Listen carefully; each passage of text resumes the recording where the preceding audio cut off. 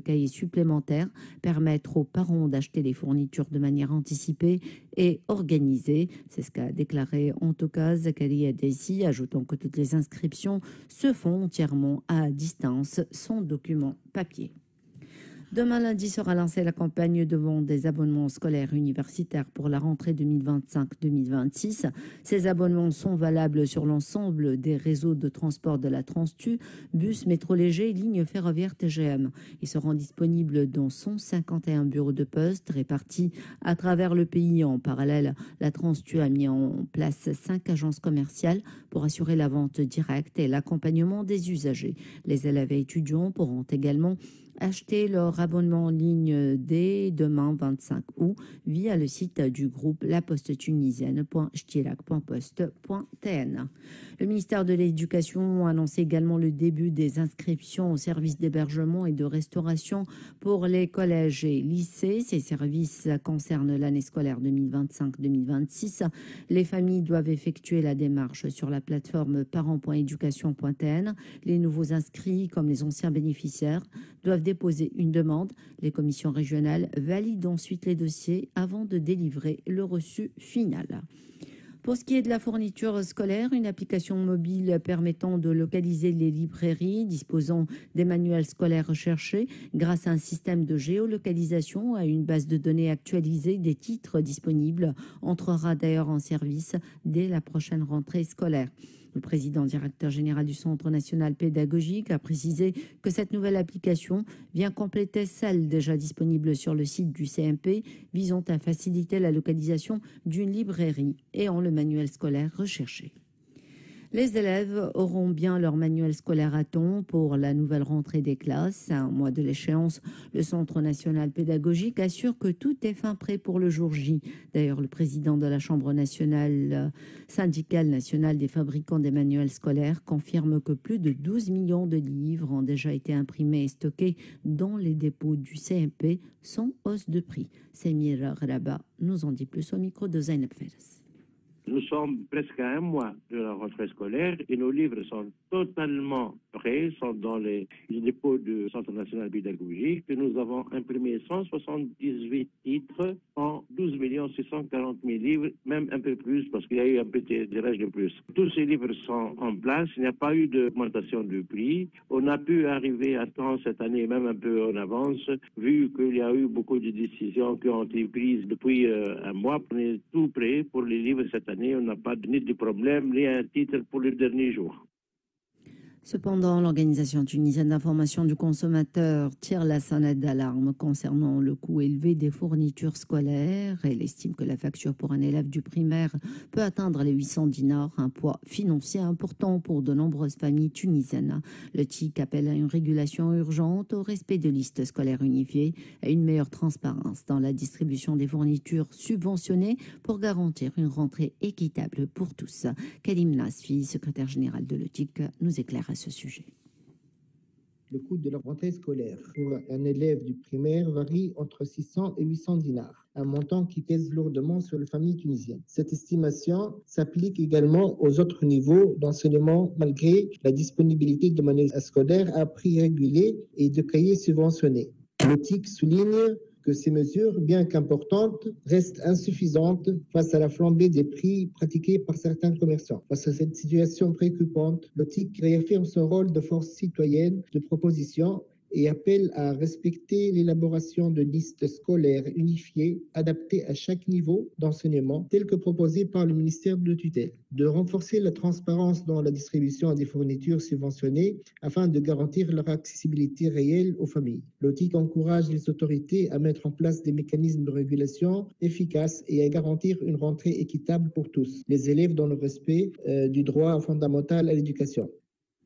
Cela dit, le vice-président de la Chambre nationale des fabricants des cahiers scolaires, Samir Moulhi, a assuré que les prix des cahiers scolaires subventionnés n'ont pas changé depuis 6 ans, tandis que les cahiers non subventionnés connaissent une légère baisse grâce au recul des prix du papier sur le marché mondial. Samir Moulhi, qui a rappelé aux médias que les tarifs des cahiers subventionnés et numérotés sont restés inchangés depuis environ 6 ans.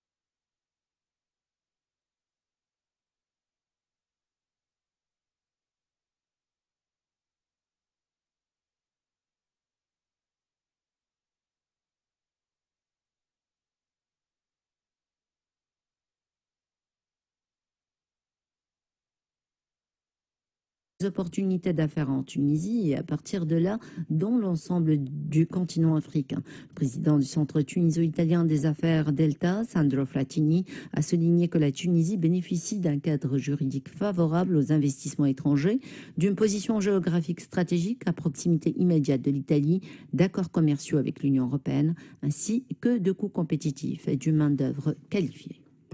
La Tunisie participe avec un pavillon national de 300 mètres carrés à la 4e édition de la foire commerciale intra-africaine. La foire se déroulera du 4 au 10 septembre 2025 à Alger, placée sous l'égide de l'Union africaine et de l'Afrizembank, la foire commerciale intra-africaine, le plus grand salon économique du continent.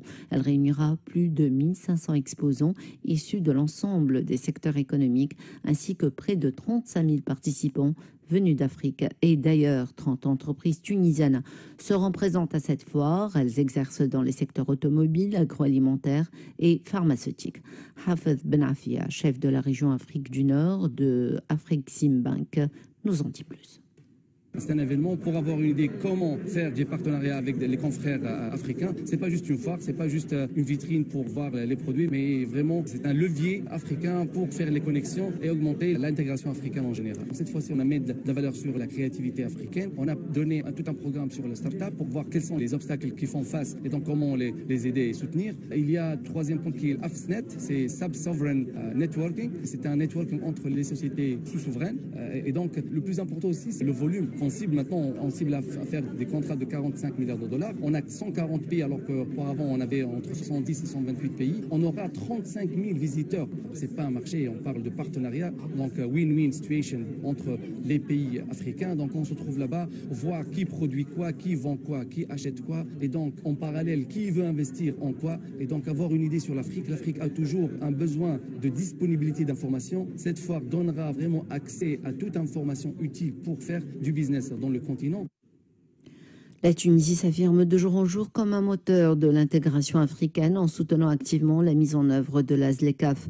Lazar Benour, directeur général de la coopération économique et commerciale, estime qu'avec un repositionnement stratégique vers le marché africain, la Tunisie mise sur une coopération sud-sud équilibrée. Il appelle le secteur privé à saisir les opportunités offertes par le continent. Il faut ici que toutes les entreprises tunisiennes se penchent et changent de cap du nord vers le sud, parce qu'on n'a pas le choix. Le sud, c'est notre avenir, c'est notre continent et on doit travailler dessus. Il faut le dire, l'Union européenne est en difficulté et on n'a pas le choix de travailler avec notre continent. Il y a énormément d'opportunités. Si on va ouvrir notre marché, par exemple, pour les fruits tropicaux africains, la Tunisie va devenir la Hollande de l'Europe. La Hollande, maintenant, n'a pas de fruits, mais importe tout et transforme. Avec notre industrie agroalimentaire, on peut devenir donc une plateforme internationale en matière de transformation des fruits en Afrique. Si on travaille par exemple sur le composant automobile, on a une entreprise multinationale qui s'appelle Cofecap qui importe le cuivre en semi-fini. On peut importer le cuivre de l'Éthiopie, on peut importer directement et on peut transformer ici. Avec l'Algérie, on peut mettre en place des usines pour transformer le cuivre et Cofecap va bien sûr bénéficier de ce cumul d'origine. Parce que la ZLECAf, c'est pas un accord commercial simple, c'est un accord de positionnement dans les chaînes de valeur. Parce qu'il y a le principe de cumul d'origine. Un intrant algérien plus un intrant tunisien, le cumul va prendre l'origine africaine.